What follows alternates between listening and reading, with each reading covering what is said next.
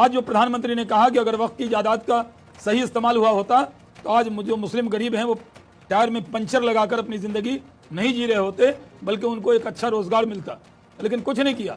हरियाणा में आयोजित एक रैली के दौरान देश के प्रधानमंत्री नरेंद्र मोदी कांग्रेस पर मुस्लिम तुष्टीकरण करने का आरोप लगाते हैं और कहते हैं कि अगर कांग्रेस ने मुसलमानों को पॉलिटिक्स के लिए तुष्टीकरण नहीं किया होता तो आज उनके बच्चे पंचर नहीं बना रहे होते।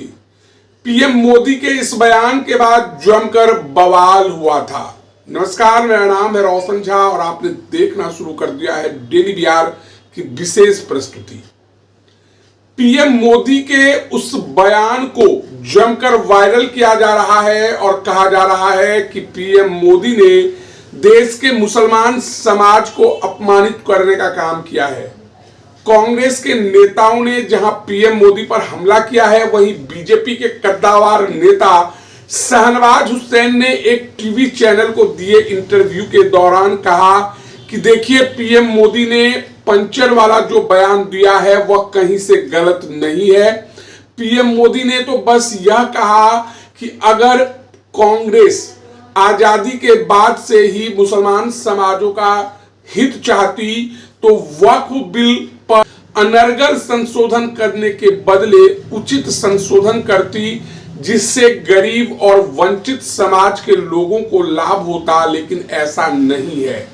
अब केंद्र में मोदी की सरकार है और मोदी जी ने वक्फ बिल में संशोधन कर दिया है। इसके बाद से अब वंचित समाज को भी इसका लाभ होगा। शहनवाज हुसैन ने कहा कि मैं खुद दिल्ली वक्फ बोर्ड कमेटी का सदस्य रह चुका हूं और मैंने देखा है कि कैसे मस्जिद कमेटी वाले छोटी छोटी मस्जिदें बनाते हैं और अधिक मात्रा में दुकान बनाकर लाखों रुपया लेते हैं, भाड़ा पर दे देते हैं और मुनाफा कमाते हैं। शहनवाज हुसैन ने क्या कुछ कहा है, आइए पहले आपको सुना देते हैं। पिछली बार जब 2013 में और 2010 में सरकार वक्फ एक्ट लाई थी यूपीए गवर्नमेंट, तो बीजेपी की तरफ से चर्चा की शुरुआत शहनवाज हुसैन ने की थी। तब भी हमने जो बातें गिनाई थी आज वही बात हम कह रहे हैं। आज देश के प्रधानमंत्री ने आज ही कहा है कि जो वक्फ अमेंडमेंट एक्ट लाया गया, इससे वक्फ जायदाद का फायदा किनको होना था? गरीब लोगों को, जो विधवा हो गई उनको, जिनके माँ बाप नहीं है उनको। लेकिन फायदा क्यों उठा रहा है? बड़े बड़े मुतवल्ली पतले दुबले मोटे मोटे होते जा रहे हैं खा खा के। वो मस्जिद छोटी सी, आप 20 दुकानें बना दी, पगड़ी दे दी 20-20 लाख पे, और उसका फायदा यतीम बच्चों को नहीं हो रहा, उसका फायदा हो रहा है वक्फ बोर्ड के मुतवल्ली को, वक्फ बोर्ड के अधिकारियों को।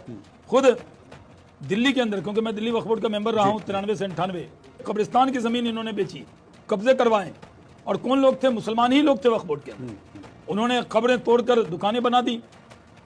पहाड़गंज में एक मस्जिद है जिसको गेस्ट हाउस में बदल दिया, वक्फ की जायदाद को लूट लिया। आज जो प्रधानमंत्री ने कहा कि अगर वक्फ की जायदाद का सही इस्तेमाल हुआ होता तो आज जो मुस्लिम गरीब हैं वो टायर में पंचर लगाकर अपनी ज़िंदगी नहीं जी रहे होते, बल्कि उनको एक अच्छा रोजगार मिलता, लेकिन कुछ नहीं किया। अब हंगामा है यूं बरपा, क्यों इसी तो हमने उसके अंदर सुधार किया है। हमने ये कहा कि वक्फ एक्ट के अंदर महिलाएं, 2 महिलाएं कंपलसरी होंगी।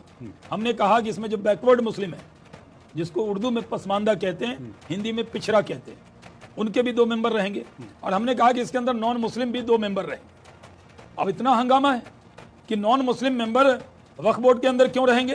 तो सुना आपने, शहनवाज हुसैन का साफ कहना था कि प्रधानमंत्री मोदी ने जो कहा कि अगर मुसलमान समाज के लोगों का विकास हुआ है तो उनके बच्चे पंचर क्यों बना रहे हैं, वह कहीं से गलत नहीं है। देश में आजादी के बाद से ही लंबे अंतराल तक कांग्रेस की सरकार रही और कांग्रेस ने मुसलमानों को सिर्फ और सिर्फ वोट बैंक समझकर आज तक फैसले लिए। अब केंद्र में मोदी की सरकार है और मुसलमानों को आगे लाने के लिए काम किया जा रहा है।